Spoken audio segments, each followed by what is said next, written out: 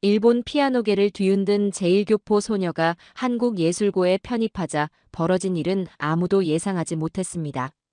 일본에서 온 애라며 무시당하던 그녀가 아버지의 미완성곡을 완성해 연주한 순간 한국 음악계가 완전히 뒤바뀌었거든요. 쇼팽도 베토벤도 아닌 한국의 정서가 담긴 그 선율 앞에서 모든 편견이 무너져 내렸습니다. 과연 그 곡에는 어떤 비밀이 숨겨져 있었을까요? 이 모든 이야기는 인천공항에 홀로 내린 한 소녀로부터 시작됩니다. 지금까지 살아온 16년 중에서 가장 용기가 필요했던 순간을 말한다면 바로 이 순간일 거예요. 혼자서 인천공항에 내린 지금 말이에요. 본 영상은 스토리를 재구성한 이야기입니다. 구독과 좋아요, 따뜻한 댓글은 더 많은 감동을 전하는 큰 힘이 됩니다. 안녕하세요.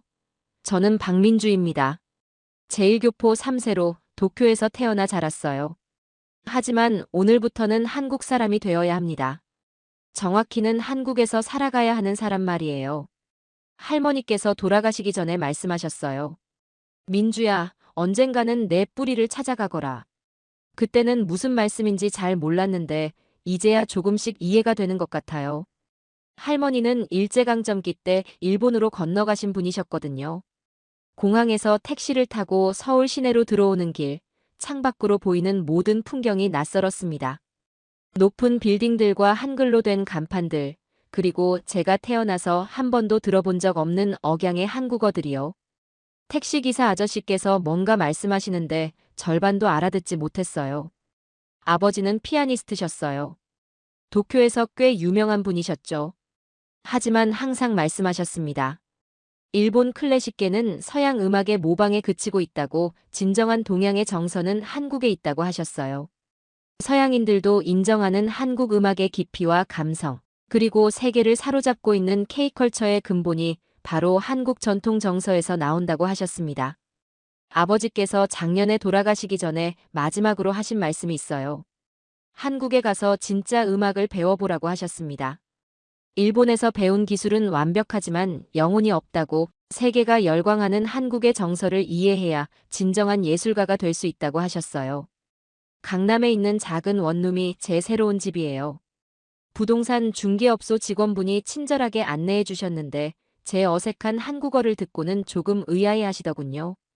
한국 사람인데 왜 한국말이 서투르냐고 물어보시길래 일본에서 살다 왔다고 대답했어요. 첫날 밤 짐을 정리하면서 아버지가 남기신 악보들을 하나씩 꺼냈습니다. 대부분 미완성 작품들이었어요. 아버지는 항상 완벽주의자셨는데 만족스럽지 않은 곡들은 끝까지 완성하지 않으셨거든요. 그 중에서도 특히 눈에 띄는 악보가 하나 있었어요. 고향의 노래라는 제목이 붙어 있었는데 절반만 완성되어 있었습니다. 제가 아는 아버지의 곡들과는 완전히 달랐어요.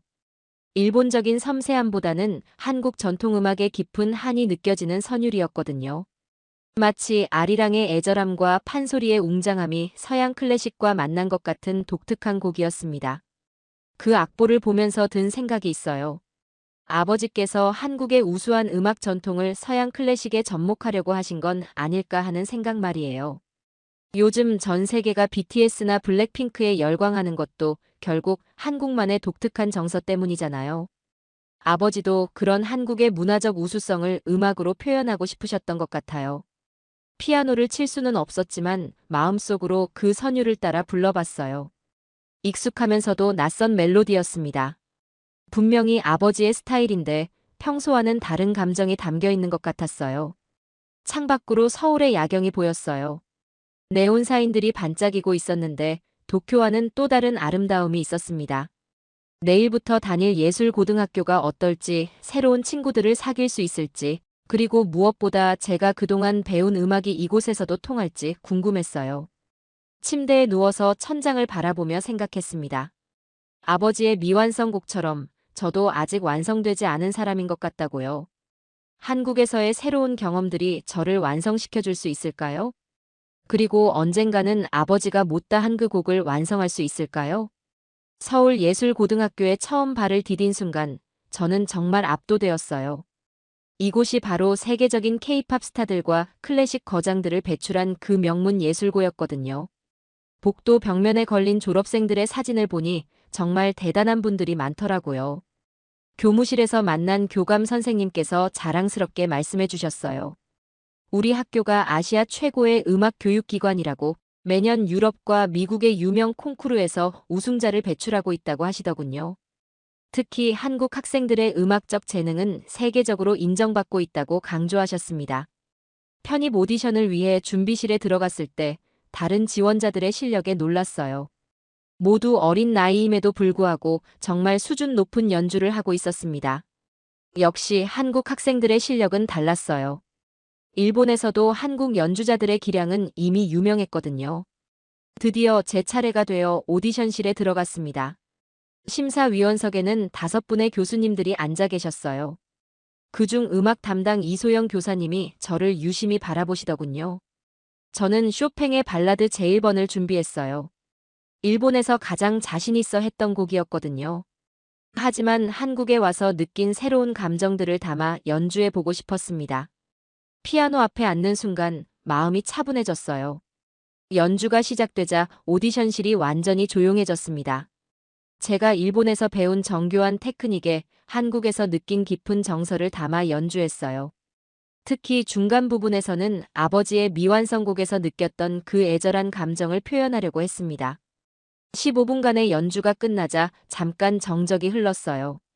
심사위원 한 분께서 고개를 끄덕이시며 감탄하는 표정을 지으셨습니다. 하지만 이소영 교사님의 반응은 달랐어요. 뭔가 의심스럽다는 눈빛이었거든요. 이소영 교사님께서 질문을 하셨어요. 일본에서 이미 전문적인 교육을 받고 온 거죠? 우리나라 학생들과는 출발점이 다를 것 같은데요. 그 말씀을 들으니 조금 당황스러웠어요. 저도 한국 사람인데 마치 외국인 취급을 받는 기분이었거든요. 저는 아버지에게서 배웠다고 설명했어요. 그리고 한국의 정서를 담은 음악을 배우고 싶어서 왔다고 덧붙였습니다. 아버지께서 항상 말씀하셨거든요. 한국 음악의 깊이와 감성은 세계 어디에도 없는 독특한 것이라고요. 다른 심사위원 한 분께서 관심을 보이셨어요. 그럼 한국 전통음악에 대해서도 알고 있느냐고 물어보셨거든요. 저는 솔직하게 대답했어요. 아직 잘 모르지만 배우고 싶다고 판소리의 깊은 한이나 아리랑의 애절함을 클래식에 녹여내고 싶다고 말씀드렸습니다. 그 말을 들은 한 교수님께서 흥미로워하셨어요. 요즘 세계 음악계에서도 한국적 요소를 접목한 클래식이 주목받고 있다고 정말 좋은 시도가 될 것 같다고 격려해 주셨습니다. 한국의 문화적 정체성을 음악으로 표현하는 것이 얼마나 중요한지 말씀해 주셨어요.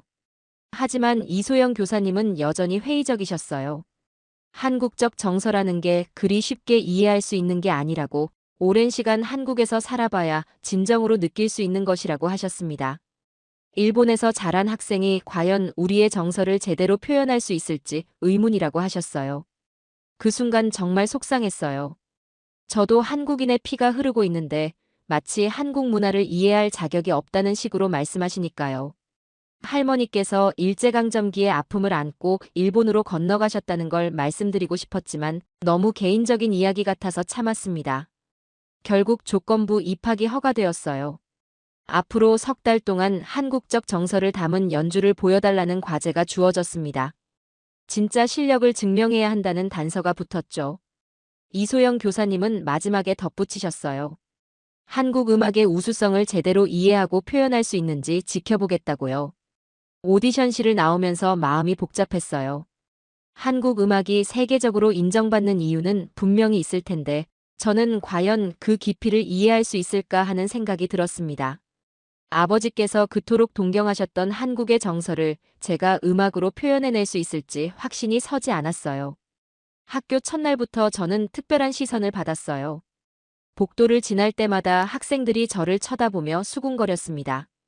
일본에서 온 애라는 소문이 이미 퍼져 있었거든요. 어떤 학생들은 아예 대놓고 저를 가리키며 이야기하기도 했어요. 교실에 들어가자 분위기가 순간 조용해졌습니다.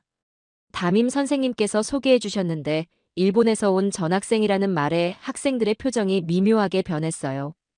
몇몇은 호기심 어린 눈빛이었지만 대부분은 경계하는 듯한 시선이었습니다. 점심시간이 되자 더욱 노골적인 반응들이 나왔어요. 식당에서 혼자 앉아 있는데 근처 테이블 학생들이 일부러 크게 이야기했습니다. 왜 일본에서 한국 학교에 왔을까? 일본 학교가 더 좋을 텐데 말이야. 그런 말들이 제 귀에 또렷하게 들렸어요. 한 학생이 더 직설적으로 말했어요. 요즘 일본이 또 독도 문제로 시비 걸고 있는데 일본 애가 여기 와서 뭐 하려는 거야? 그 말을 들은 순간 가슴이 답답해졌어요. 저도 할머니 때부터 일제강점기의 아픔을 겪은 가족인데 마치 침략자 취급을 받는 기분이었거든요. 오후 음악 시간이 되자 이소영 교사님의 시험이 시작되었어요. 다른 학생들은 간단한 연주 평가를 받는데 저만 유독 까다로운 과제를 받았습니다. 한국 가곡을 연주해 보라고 하시더군요. 그것도 즉석에서 악보를 보고 연주하라고 하셨어요. 저는 당황했지만 최선을 다해 연주했어요. 고향의 봄이라는 곡이었는데 멜로디는 아름다웠지만 가사의 의미를 제대로 이해하지 못해서 감정 표현이 부족했습니다. 이소영 교사님께서 말씀하셨어요. 일본식 연주법은 우리나라 정서와 맞지 않다고 한국적 감정을 표현할 수 있을지 의문이라고 하셨어요. 그 말씀을 들으니 정말 속상했어요. 저는 한국인의 피가 흐르고 있는데 마치 한국 음악을 연주할 자격이 없다는 식으로 말씀하시니까요. 다른 학생들도 그 장면을 보며 저를 이상하게 바라봤어요. 방과 후에도 상황은 마찬가지였어요. 동아리 활동 시간에 피아노 동아리에 가입하려고 했는데 3학년 회장 김태연이 저를 막았습니다. 일본 애가 왜 우리 동아리에 들어오려고 하느냐고 일본 음악이랑 한국 음악은 다르다고 말하더군요. 태연이 계속해서 말했어요. 너 때문에 우리 동아리 분위기가 이상해질 것 같다고 차라리 일본으로 돌아가는 게 어떻겠냐고 했습니다. 주변에 있던 다른 학생들도 동조하는 분위기였어요. 한국 전통 음악의 깊이를 이해 못하는 외국인이 끼면 수준이 떨어진다는 식으로 말하더군요. 저는 그 자리에서 아무 말도 할 수 없었어요. 사실 한국 전통 음악에 대해서는 정말 아는 게 별로 없었거든요. 아버지께서 한국 음악의 우수성에 대해 말씀하셨지만 구체적으로 어떤 부분이 뛰어난지는 설명해 주시지 않으셨어요. 집으로 돌아가는 길에 편의점에 들렀는데 계산할 때 점원이 저를 이상하게 쳐다봤어요. 제가 일본어가 섞인 한국어를 쓰는 걸 듣고는 외국인이냐고 물어보더군요. 한국 사람이라고 대답했지만 믿지 않는 듯한 표정이었어요. 그날 밤 원룸에서 혼자 앉아 생각해봤어요. 한국이 케이팝으로 전 세계를 사로잡고 클래식 분야에서도 세계적인 연주자들을 배출하는 나라라는 건 알고 있었어요. 하지만 정작 그 음악의 뿌리가 되는 전통 음악에 대해서는 제가 너무 무지했다는 걸 깨달았습니다. 아버지의 미완성곡을 다시 펼쳐봤어요. 고향의 노래라는 제목 아래 적힌 선율들을 보니 분명히 한국적인 요소들이 들어가 있는 것 같았어요.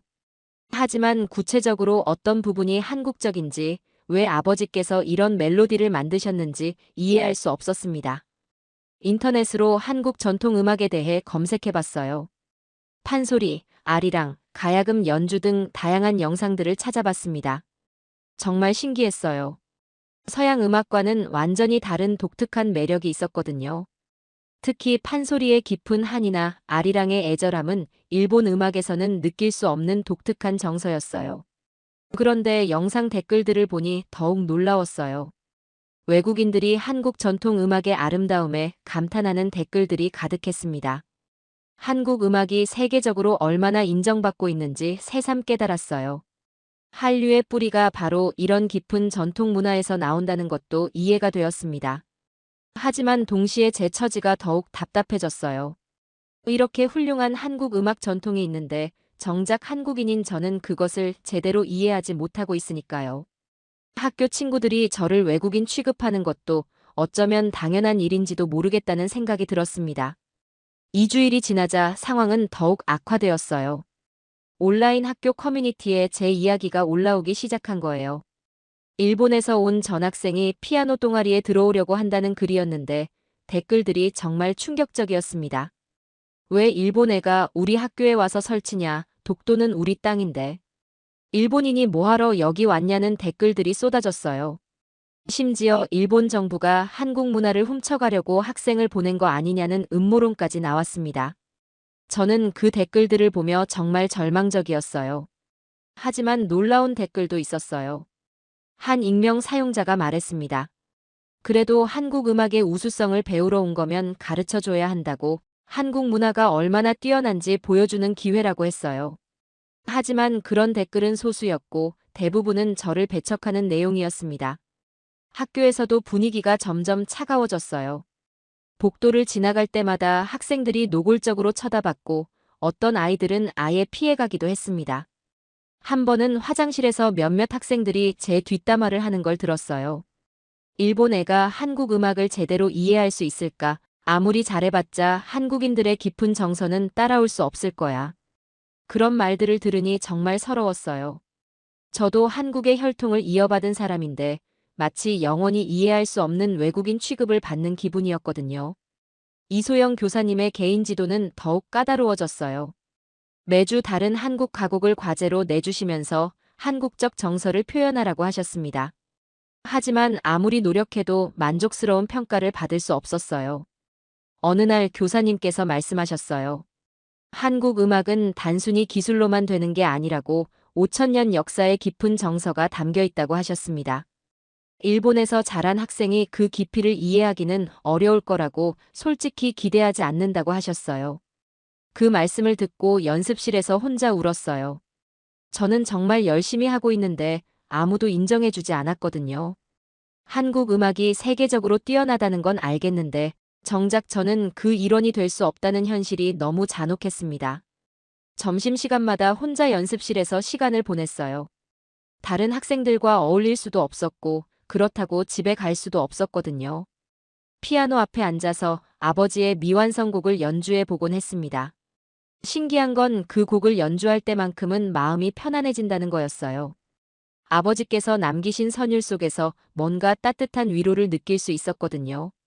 하지만 곡이 미완성이라서 항상 중간에 멈춰야 했고 그럴 때마다 더욱 허전한 기분이 들었습니다. 어느 날 방과 후에 도서관에서 한국 음악사 책을 빌려서 읽어봤어요. 정말 놀라웠습니다. 한국 전통 음악의 역사와 깊이가 상상했던 것보다 훨씬 대단했거든요. 고구려의 검은고부터 시작해서 조선시대의 정악, 그리고 민속음악까지 정말 풍부한 전통이 있더라고요. 특히 인상 깊었던 건 한국 음악이 서양 음악과는 완전히 다른 철학을 가지고 있다는 점이었어요. 서양 음악이 화성과 리듬을 중시한다면 한국 음악은 선율과 감정을 더 중요하게 여긴다고 했습니다. 그래서 외국인들도 한국 음악을 들으면 마음이 움직인다고 하더라고요. 책을 읽으면서 아버지의 곡이 왜 미완성인지 조금씩 이해가 되기 시작했어요. 아버지께서는 분명히 한국적 정서를 표현하고 싶으셨던 것 같은데 직접 한국에서 살아보지 못하셔서 완성하지 못하신 게 아닐까 싶었습니다. 그날 밤 원룸에서 피아노 앱으로 아버지의 곡을 연주해봤어요. 이어폰을 끼고 조용히 연주했는데 갑자기 눈물이 났습니다. 이 곡 속에 아버지의 그리움이 고스란히 담겨 있는 것 같았거든요. 고향에 대한, 뿌리에 대한 간절한 그리움 말이에요. 인터넷으로 한국 전통 음악 영상들을 더 찾아봤어요. 정말 많은 외국인들이 한국 음악의 아름다움에 감탄하고 있었습니다. 어떤 유럽 음악가는 한국 음악이 인간의 감정을 가장 순수하게 표현하는 음악이라고 평가했더라고요. 그런 댓글들을 보면서 자부심도 느꼈지만 동시에 더욱 답답해졌어요. 전 세계가 인정하는 한국 음악인데 정작 저는 그 일부가 될 수 없다는 현실이 너무 슬펐습니다. 학교에서는 여전히 일본인 취급을 받고 있었고 이소영 교사님도 저를 의심스러워하고 계셨거든요. 한국 음악의 세계적 위상을 알게 될수록 제 처지가 더욱 비참하게 느껴졌어요. BTS가 빌보드를 정복하고 한국 클래식 연주자들이 세계 무대에서 활약하는 모습을 보면서 저도 그런 한국 음악의 일부가 되고 싶다는 간절한 마음이 들었습니다. 그렇게 절망적인 나날이 한 달 정도 이어졌을 때 뜻밖의 일이 일어났어요. 연습실에서 혼자 아버지의 미완성곡을 연주하고 있는데 누군가 문을 조심스럽게 두드렸습니다. 돌아보니 2학년 후배 한 명이 조용히 서 있더라고요. 그 학생은 정유진이라고 자기소개를 했어요.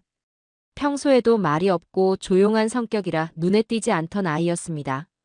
유진이는 잠깐 망설이더니 용기를 내어 말했어요. 선배가 연주하는 곡이 정말 아름답다고 어떤 곡인지 궁금하다고 했습니다. 저는 깜짝 놀랐어요. 그동안 저를 인정해주는 사람은 아무도 없었는데 처음으로 제 연주를 좋게 평가해주는 사람이 나타난 거였거든요. 아버지가 작곡하신 미완성곡이라고 설명해주니 유진이는 더욱 관심을 보였습니다. 유진이가 말했어요. 그 곡에서 뭔가 특별한 감정이 느껴진다고, 마치 한국 전통 음악의 정서와 서양 클래식이 만난 것 같다고 했습니다. 정말 놀라웠어요. 제가 그동안 혼자 느꼈던 걸 다른 사람도 알아봐 준 거였거든요. 그날부터 유진이와 함께 연습하는 시간이 생겼어요. 유진이는 바이올린을 전공하는 학생이었는데 한국 전통 음악에 대해서도 많이 알고 있었습니다. 저에게 아리랑의 다양한 버전들을 들려주고 판소리의 특징에 대해서도 설명해 주었어요. 유진이 덕분에 한국 음악에 대해 조금씩 이해하기 시작했어요. 특히 한국 음악이 가진 독특한 선율 진행이나 감정 표현 방식을 알게 되었습니다. 서양 음악과는 완전히 다른 철학이 있다는 것도 실감할 수 있었어요. 어느 날 유진이가 특별한 제안을 했어요. 선배의 아버지 곡을 완성해 보는 게 어떻겠냐고, 자신이 바이올린 파트를 만들어서 함께 연주해 보자고 했습니다. 저는 그 제안에 마음이 설렜어요. 혼자서는 엄두도 못 낼 일이었거든요. 함께 곡을 분석해 보니 정말 신기했어요. 아버지께서 일본적 섬세함과 한국적 정서를 조화시키려고 하신 의도가 보였습니다. 하지만 한국적 요소가 부족해서 완성하지 못하신 것 같았어요. 직접 한국에서 살아보지 못하셔서 그런 게 아닐까 싶었습니다. 유진이가 한국 전통 선율을 응용한 바이올린 파트를 만들어 주었어요. 정말 아름다웠습니다. 제가 연주하는 피아노의 서양적 선율과 유진이의 바이올린이 만들어내는 한국적 정서가 완벽하게 어우러졌어요. 그런데 연습하던 중에 이소영 교사님께서 들어오셨어요. 저희가 연주하는 모습을 보시더니 조금 놀란 표정을 지으셨습니다. 연주가 끝나자 교사님께서 물어보셨어요.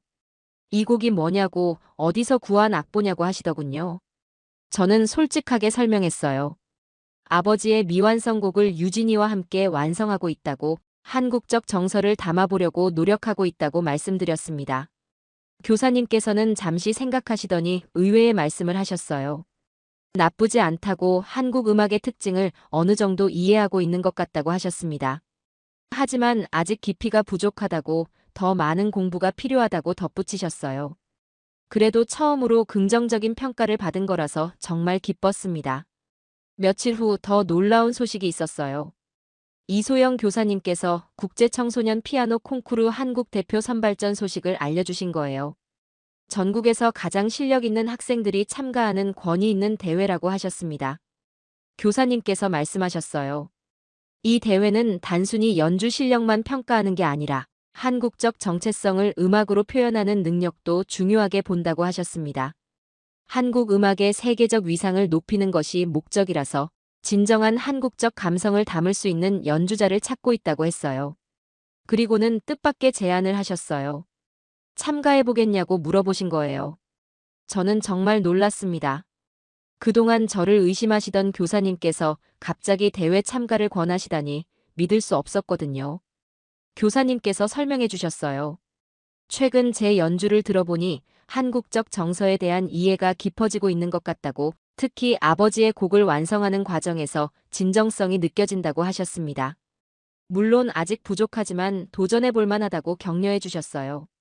저는 잠시 망설였어요. 과연 제가 그런 큰 대회에 나갈 자격이 있을까 하는 생각이 들었거든요. 하지만 유진이가 제 팔을 잡으며 말했어요. 선배라면 할 수 있다고, 그동안 얼마나 열심히 노력했는지 자신이 제일 잘 안다고 했습니다. 그날 밤 원룸에서 깊이 생각해봤어요. 이 기회가 아니면 언제 다시 제 실력을 증명할 수 있을까 싶었습니다. 그리고 무엇보다 아버지의 미완성곡을 완성해서 많은 사람들에게 들려주고 싶었어요. 한국과 일본의 아픔을 치유하는 음악이 될 수 있을 거라는 확신이 들었습니다. 대회 참가 신청을 한 후 한 달 동안 저는 생애 가장 집중적인 연습을 했어요. 매일 새벽 5시에 일어나서 학교 연습실로 가서 밤 10시까지 연습했습니다. 아버지의 미완성곡을 완성하는 것이 목표였거든요. 유진이도 저만큼이나 열심히 도와주었어요. 한국 전통 음악의 다양한 자료들을 가져와서 함께 분석했습니다. 특히 정선 아리랑의 애절한 선율이나 진도, 아리랑의 구성진 멜로디를 연구하면서 한국 음악만의 독특한 정서를 이해하려고 노력했어요. 놀라운 건 한국 전통 음악의 깊이였어요. 단순해 보이는 선율 속에 수백 년의 역사와 민족의 정서가 고스란히 담겨 있더라고요. 서양 음악이 화성의 복잡함으로 아름다움을 표현한다면 한국 음악은 선율 하나하나에 깊은 의미를 담아 감동을 주는 방식이었습니다. 이소영 교사님께서도 가끔 연습실에 들러서 조언을 해주셨어요. 한국 음악의 핵심은 기교가 아니라 진정성이라고, 연주자의 마음이 진실해야 청중의 마음을 움직일 수 있다고 말씀해 주셨습니다. 세계가 한국 음악에 열광하는 이유도 바로 그 진정성 때문이라고 하셨어요. 어느 날 교사님께서 특별한 이야기를 들려주셨어요. 최근 유럽의 유명한 음악 평론가가 한국 음악에 대해 쓴 글을 보여주시면서 한국 음악이 인간의 가장 순수한 감정을 표현하는 음악이라고 평가했다고 하셨습니다. 서양 클래식의 기술적 완벽함과는 다른 차원의 아름다움이 있다고 했어요. 그런 이야기를 들을 때마다 자부심과 동시에 부담감도 느껴졌어요. 이렇게 훌륭한 한국 음악 전통을 제가 제대로 표현할 수 있을까 하는 걱정이 들었거든요. 하지만 포기할 수는 없었습니다. 아버지의 꿈을 이루는 것이기도 했고, 저 자신의 정체성을 찾는 일이기도 했으니까요. 곡을 완성해 가면서 정말 신기한 경험을 했어요. 아버지께서 일본에서 만드신 선율에 한국적 정서를 더할 때마다 마치 퍼즐 조각이 맞춰지는 것처럼 자연스럽게 어우러졌습니다. 두 나라의 음악이 서로 대립하는 게 아니라 하나로 융합되어 더 아름다운 선율을 만들어내는 거예요. 유진이가 만든 바이올린 파트도 정말 훌륭했어요. 가야금의 선율을 바이올린으로 재해석한 부분은 정말 소름이 돋을 정도로 아름다웠습니다. 한국 전통 악기의 특색을 서양 악기로 표현하면서도 원래의 감정은 그대로 살려낸 거였어요. 완성된 곡에 제목을 붙였어요. 두 나라의 마음이라고 했습니다. 일본과 한국, 두 나라 사이의 아픈 역사를 음악으로 치유하고 싶다는 의미를 담았어요. 아버지께서 꿈꾸셨던 화해와 평화의 메시지를 음악으로 전하고 싶었거든요. 대회가 2주일 앞으로 다가왔을 때 학교에서 작은 발표회를 열어주었어요. 다른 학생들과 선생님들 앞에서 완성된 곡을 연주하는 자리였습니다. 정말 떨렸지만 동시에 설레기도 했어요. 연주가 시작되자 강당이 완전히 조용해졌어요. 피아노의 서정적인 선율로 시작해서 유진이의 바이올린이 한국적 정서를 더해가며 점점 감동적인 하모니를 만들어냈습니다. 특히 중간 부분에서 아리랑 선율이 서양 클래식과 만나는 순간은 정말 마법 같았어요. 연주가 끝나자 잠시 정적이 흘렀어요. 그리고 한 명씩 일어서서 박수를 치기 시작했습니다. 이소영 교사님의 눈에도 눈물이 글썽이고 있었어요. 그동안 저를 의심하던 학생들도 진심으로 감동받은 표정이었습니다. 한 학생이 다가와서 말했어요. 정말 아름다운 곡이라고 한국 음악의 깊이를 새롭게 느꼈다고 했습니다. 또 다른 학생은 일본과 한국이 이렇게 아름답게 어우러질 수 있다는 걸 처음 알았다고 했어요. 그때 저는 깨달았어요. 음악은 정말로 국경을 넘나드는 언어라는 것을요. 그리고 진정한 화해는 서로를 이해하려는 노력에서 시작된다는 것도 알게 되었습니다. 아버지께서 왜 이 곡을 만들고 싶어 하셨는지 이제야 완전히 이해할 수 있었어요. 발표회 후 많은 학생들이 저에게 다가와서 격려해 주었어요. 그동안 저를 외면하던 아이들도 진심으로 응원한다고 말해 주었습니다. 특히 피아노 동아리 회장 김태현도 와서 사과했어요. 그동안 편견을 가지고 있었다고, 이제야 제 진심을 알겠다고 했습니다. 이소영 교사님께서 개인적으로 말씀해 주셨어요. 이제 진정한 한국 음악을 이해하기 시작했다고, 대회에서 좋은 결과가 있을 거라고 격려해 주셨습니다. 그리고 한국 음악의 세계적 위상을 높이는데 기여할 수 있을 거라고 기대한다고 하셨어요. 그날 밤 집에 돌아와서 아버지 사진 앞에 앉았어요. 아빠, 드디어 곡을 완성했어요. 그리고 한국 음악이 얼마나 아름다운지도 알게 되었어요. 이제 정말로 준비가 되었다는 확신이 들었습니다. 대회 당일 아침, 저는 평소보다 일찍 일어나서 아버지 사진 앞에 인사를 드렸어요. 오늘 드디어 아버지의 꿈을 이루는 날이라고, 한국 음악의 아름다움을 세상에 보여드리겠다고 말씀드렸습니다. 서울 예술의전당 콘서트홀에 도착했을 때 전국에서 온 뛰어난 연주자들을 보며 긴장이 되기 시작했어요. 모두 한국 최고의 음악 영재들이었고 어린 나이에도 불구하고 이미 국제대회에서 입상한 경력을 가진 학생들이 많았습니다. 대기실에서 다른 참가자들과 이야기를 나누며 놀란 것은 많은 학생들이 한국적 정체성을 담은 연주를 준비하고 있다는 점이었어요. 어떤 학생은 아리랑 변주곡을, 또 다른 학생은 판소리를 피아노로 편곡한 곡을 준비했다고 했습니다. 심사위원석을 보니 정말 놀라운 분들이 앉아 계셨어요. 세계적인 피아니스트부터 유명한 작곡가, 그리고 한국 전통, 음악의 권위자까지 다양한 분야의 전문가들이 심사를 맡고 계셨습니다. 특히 외국인 심사위원들도 여러 분 계셨는데 한국 음악에 대한 관심이 얼마나 높은지 실감할 수 있었어요. 제 차례가 되어 무대에 올랐을 때 객석을 가득 메운 관객들을 보며 가슴이 뛰었어요. 이소영 교사님과 유진이도 앞줄에 앉아서 응원해주고 계셨고 학교 친구들도 몇 명 와 있었습니다. 마이크 앞에 서서 곡을 소개할 때 정말 떨렸어요. 아버지가 작곡하시고 제가 완성한 두 나라의 마음을 연주하겠다고 일본과 한국의 아픈 역사를 음악으로 치유하고 싶다는 마음으로 만든 곡이라고 설명했습니다. 그 순간 객석이 조용해졌어요. 아마도 제1교포의 이야기라는 특별함 때문이었을 거예요.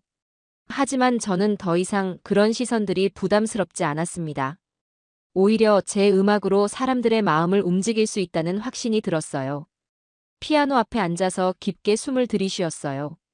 그리고 아버지께서 남기신 첫 번째 선율을 연주하기 시작했습니다. 일본적인 섬세함이 담긴 서정적인 멜로디였는데 객석에서도 그 아름다움에 감탄하는 소리가 들렸어요. 곡이 진행되면서 한국적 정서가 점점 더해졌어요. 아리랑의 애절한 선율이 서양 클래식과 만나는 순간 객석에서 작은 탄성이 나왔습니다. 두 나라의 음악이 대립하는 게 아니라 서로를 이해하며 하나가 되어가는 모습을 음악으로 표현한 거였어요. 중간 부분에서는 판소리의 깊은 한을 피아노로 표현했어요. 이 부분은 정말 어려웠는데 서양 악기로 한국 전통 음악의 정서를 전달하는 것이 쉽지 않았거든요. 하지만 몇 달간의 연습과 한국 음악에 대한 깊은 이해가 있었기에 가능했습니다. 마지막 부분에서는 화해와 평화의 메시지를 담았어요. 일본적 선율과 한국적 정서가 완전히 하나가 되어 아름다운 하모니를 만들어내는 순간이었습니다. 그 순간 저는 정말로 두 나라의 마음을 하나로 만들고 있다는 감동을 느꼈어요. 15분간의 연주가 끝나자 콘서트홀이 완전히 조용해졌어요. 그 정적이 영원히 계속될 것 같았는데 갑자기 객석 한쪽에서 박수가 터져 나왔습니다. 그리고 순식간에 전체 관객이 일어서서 기립박수를 보내기 시작했어요. 심사위원들도 모두 일어서서 박수를 치고 계셨어요. 특히 한 외국인 심사위원은 눈물을 흘리며 감동받은 표정을 지으시고 있었습니다. 객석에서는 브라보 소리가 터져 나왔고 한국 음악의 아름다움에 감탄하는 목소리들이 들렸어요. 무대에서 인사를 하며 객석을 바라봤을 때 정말 많은 사람들이 진심으로 감동받은 표정이었어요. 이소영 교사님은 눈물을 닦고 계셨고 유진이는 엄지손가락을 치켜들며 웃고 있었습니다. 대기실로 돌아가는 길에 다른 참가자들이 축하해 주었어요. 정말 아름다운 연주였다고 한국 음악의 새로운 가능성을 보여줬다고 말해주더군요. 한 참가자는 자신도 한국적 정체성에 대해 다시 생각해보게 되었다고 했어요. 심사 시간 동안 기다리면서 정말 많은 생각이 들었어요. 결과가 어떻게 나오든 저는 이미 제가 원하던 걸 얻었다는 생각이 들었습니다. 한국 음악의 아름다움을 많은 사람들에게 전달했고 아버지의 꿈도 이뤘거든요. 결과 발표 시간이 되었을 때 저는 마음이 의외로 평온했어요. 이미 음악으로 사람들의 마음을 움직였다는 것만으로도 충분한 보상이었거든요. 하지만 제 이름이 1등으로 호명되었을 때는 정말 믿을 수 없었습니다. 트로피를 받으며 무대에 섰을 때 객석에서 또다시 기립박수가 터져 나왔어요. 그 순간 저는 정말로 한국 음악의 일부가 되었다는 것을 실감할 수 있었습니다. 우승 소식이 알려지자 정말 놀라운 일들이 벌어지기 시작했어요. 한국 언론뿐만 아니라 일본 언론에서도 큰 관심을 보였습니다. 제1교포 소녀가 한국 음악으로 두 나라의 마음을 하나로 만들었다는 이야기가 양국에서 화제가 되었거든요. 시상식에서 소감을 말할 때 정말 떨렸어요. 하지만 제가 꼭 하고 싶었던 말이 있었어요. 음악에는 국경이 없다고, 오늘 저는 두 나라의 마음을 하나로 만들 수 있었다고 말씀드렸습니다. 그리고 한국 음악이 세계에서 사랑받는 이유를 조금이나마 보여드릴 수 있었다면 영광이라고 덧붙였어요. 그 말을 들은 관객들이 다시 한번 뜨거운 박수를 보내주었어요. 특히 외국인 관객들이 한국 음악의 깊이에 대해 새롭게 알게 되었다며 감사 인사를 전해주었습니다. 한국 음악이 단순히 기교만 뛰어난 게 아니라 깊은 정서와 철학이 담겨 있다는 걸 이해하게 되었다고 하더군요. 시상식 후 기자들과의 인터뷰에서 특별한 제안을 했어요. 한일 문화교류를 위한 청소년 오케스트라를 만들고 싶다고 발표한 거예요. 음악으로 두 나라 젊은이들이 서로를 이해할 수 있는 기회를 만들어 보겠다고 말씀드렸습니다. 그 제안에 대한 반응이 정말 뜨거웠어요. 한국과 일본의 여러 음악 단체들에서 협력 의사를 밝혀왔고, 심지어 정부 차원에서도 관심을 보여주었습니다. 한국 문화의 우수성을 알리는 동시에 양국 관계 개선에도 도움이 될 것이라는 평가였어요. 학교로 돌아갔을 때는 정말 놀라운 변화가 있었어요. 복도를 지나갈 때마다 학생들이 축하 인사를 건네주었고, 그동안 저를 외면하던 아이들도 진심으로 응원해 주었습니다. 특히 일본에 대한 부정적인 시각을 가지고 있던 학생들도 생각이 바뀌었다고 말해주더군요. 이소영 교사님께서 개인적으로 말씀해 주신 것도 정말 감동적이었어요. 처음에는 일본에서 온 학생이 한국 음악을 제대로 이해할 수 있을지 의심했다고 하지만 이제는 제가 진정한 한국 음악인이라고 인정한다고 하셨습니다.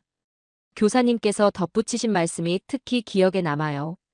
한국 음악이 세계적으로 인정받는 이유는 바로 이런 진정성 때문이라고, 기술보다는 마음으로 하는 음악이 사람들을 감동시킨다고 하셨어요. 그리고 제가 그런 한국 음악의 정신을 제대로 이해했다고 격려해 주셨습니다. 며칠 후 더욱 놀라운 소식이 있었어요. 서울대학교 음악대학에서 특별 장학생 제안이 온 거예요. 한국 음악의 세계화에 기여할 수 있는 인재라고 평가해 주셨고, 전액 장학금으로 입학할 수 있다고 했습니다. 유진이는 정말 기뻐해 주었어요. 함께 곡을 완성했던 경험이 자신에게도 큰 도움이 되었다고, 한국 음악에 대해 더 깊이 이해하게 되었다고 말해 주었습니다. 그리고 앞으로도 계속 함께 음악을 하자고 제안해 주었어요. 학교에서는 제 이야기를 다큐멘터리로 만들겠다고 했어요. 제1교포 학생이 한국 음악을 통해 정체성을 찾아가는 과정을 기록해서 다른 다문화 학생들에게도 희망을 주고 싶다고 하셨습니다. 한국 문화의 포용성을 보여주는 좋은 사례가 될 것이라고 평가해 주셨어요. 온라인에서도 반응이 뜨거웠어요. 제 연주 영상이 유튜브에 올라가자 조회수가 수백만을 넘었고, 댓글들도 대부분 긍정적이었습니다. 특히 일본 네티즌들의 반응이 놀라웠어요. 한국 음악의 아름다움을 새롭게 알게 되었다는 댓글들이 많았거든요. 한 일본 댓글이 특히 기억에 남아요. 음악은 정말 국경을 초월하는구나. 한국과 일본이 이렇게 아름답게 어우러질 수 있다는 걸 처음 알았다는 내용이었습니다. 그런 댓글들을 보면서 제가 원했던 화해의 메시지가 전달되고 있다는 걸 실감할 수 있었어요. 그날 저녁 집에 돌아와서 아버지 사진 앞에 트로피를 놓았어요. 아빠, 드디어 해냈어요. 아버지가 꿈꾸셨던 두 나라의 화해를 음악으로 이뤄냈다고, 그리고 한국 음악이 얼마나 아름다운지 세상에 보여드렸다고 말씀드렸습니다. 창밖으로 서울의 야경이 반짝이고 있었어요. 몇 개월 전만 해도 낯선 땅이었는데 이제는 정말 제 고향처럼 느껴졌습니다. 이곳에서 제 뿌리를 찾았고 진정한 음악을 배웠으며 소중한 친구들도 만났거든요. 다음 날부터 청소년 오케스트라 창단 준비에 본격적으로 들어갔어요. 한국과 일본의 여러 학교에서 참가 신청이 들어왔고 음악계에서도 많은 관심을 보여주었습니다. 한국 음악의 우수성을 알리면서 동시에 문화 교류도 할 수 있는 의미 있는 프로젝트가 될 것 같았어요. 제가 완성한 두 나라의 마음은 오케스트라의 대표곡이 될 예정이에요.